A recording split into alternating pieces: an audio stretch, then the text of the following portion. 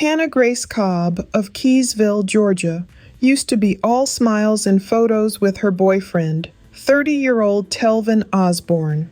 However, Hannah doesn't look too happy at the end of this video, showing her out dancing, nor is she smiling in her recent booking photo. Hannah contacted law enforcement after Telvin was shot in the chest on Sunday. The homicide occurred in the early morning hours of Sunday, February 23, 2025. Hannah has been arrested and booked into the Burke County Detention Center and has been charged with felony involuntary manslaughter. Apparently, Telvin had been dating Hannah for a while. On December 7, 2020, Telvin, known as Telbo Rackens on Facebook, wrote, "Hannah Grace Cobb, thank you for my lunch baby," with a photo of a sandwich with a special and sad note written atop the plastic bag, declaring which body part she loved. On October 30th, 2022, Telvin wrote, "You my cutthroat Barbie," with a few emojis. On September 30th, 2023, Telvin wrote, "You built for what's easy, we built for whatever." Now, Hannah Grace Cobb is currently booked in jail, having been arrested Tuesday, February 25th, 2025, by the Burke County Sheriff's Office. The Burke County Sheriff's Office held a press conference the same day as Hannah's arrest at 2:33 p.m. to make the public aware that rumors about Hannah cleaning a gun spreading on social media weren't true. Thank you, Monique, for setting this up. Good afternoon, everybody. Thank you for being here and responding on with just a couple hours notice. We are here at this press conference, which we have called to provide some information to the public and to give an update concerning the investigation into the homicide that occurred on the 23rd of February, about 5:47 in the morning, out at 861 Four Points Road in Keysville. Our investigators have worked tirelessly on this case. They're all in the back, on the back wall. Our entire team is there. I just appreciate the work that they have done and put into this case. It is what we do. It's who we are. We tell you all the time that you can trust us and you can trust our product. And our investigators have delivered our product. Our investigation started in the wee hours on Sunday, and I want to tell you that within 48 hours, literally, we were able to secure warrants and make an arrest in this case. Only 48 hours, but it's come with a lot of work. We are committed to being professional and achieving success, and that has happened here.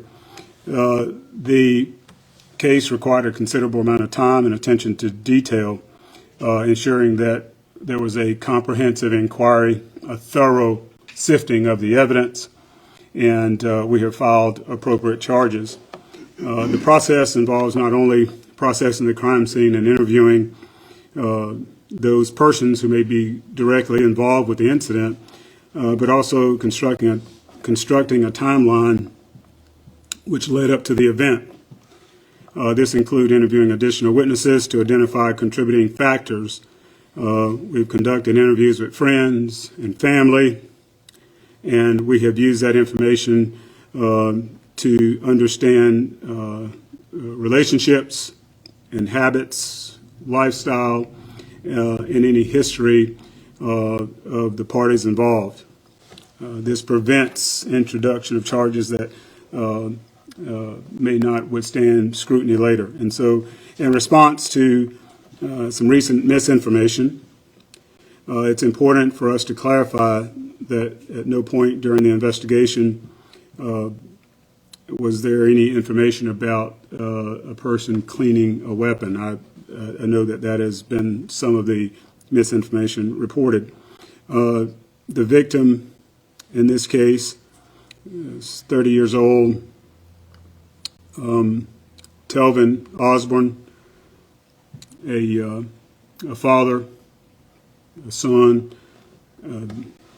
worker with SRS, and just it's just very tragic that he has lost his life in this manner. But he sustained a single gunshot wound to the chest. It's crucial to note that the investigation has not been classified as accidental, and the investigation remains ongoing.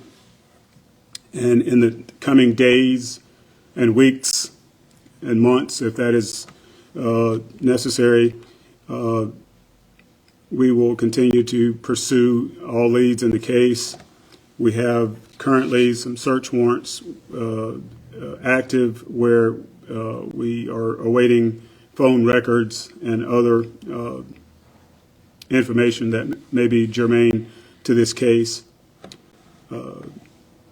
Hannah Cobb is the 25-year-old perpetrator in this homicide. She was arrested today on a charge of involuntary manslaughter, a felony. She was subsequently booked into the Burke County Detention Center, taken into custody a few hours ago, and that's where she is currently being housed. A person is charged with involuntary manslaughter in the commission of a crime when they cause the death of another individual without intent through the commission of another crime that is not classified as a felony. Upon conviction for involuntary manslaughter in the commission of an unlawful act, an individual shall be subject to imprisonment for a term no less than 1 year, no more than 10 years. The offenses committed leading up to the discharge of the firearm included simple battery, family violence, and reckless conduct. It is reckless to go out and get drunk and then introduce a firearm into an argument. It is reckless to engage in an argument where there's pushing and shoving going on. And those are the predicate charges for the charge of involuntary manslaughter. Through this investigation and interviews with family members, it is evident that both families are deeply concerned for the well-being of all parties involved. The case is truly heartbreaking, and we're committed to treating the victim and the families with the utmost respect during this very difficult time. My heart, our hearts, the hearts of all of those involved go out to the victim and his family. Our minds are stayed on the children who are without a father and a mother. The victim's family has been kept abreast of this case since its inception. They knew right away the cause of death, the manner of death, and they have been intimately involved from the onset with this case. I'm just very proud of our CID, chief investigator, and all of the folks involved. Had a combined years of experience, nearly 50 years of experience working on this case around the clock. And I'm just very proud that they were able to bring this case to a close within the first 48 hours. I'll take any questions that you may have regarding this case. Would she face more charges as the investigation continues? That's a possibility, depending on what the evidence reveals. That's a possibility. Was there any prior history between the victim and the suspect at this point that you guys were aware of beforehand? That you guys responded to or anything like that to that residence? None on record. So was Cobb intoxicated when the accident happened? Both parties had been drinking. Can you clarify, was there an altercation between the two before the shooting occurred at that residence, from what you understand? Yes.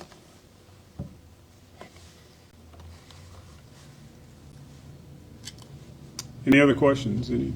Is she bonded out? No, she's not. Did she turn herself in, or did you guys have to go get her?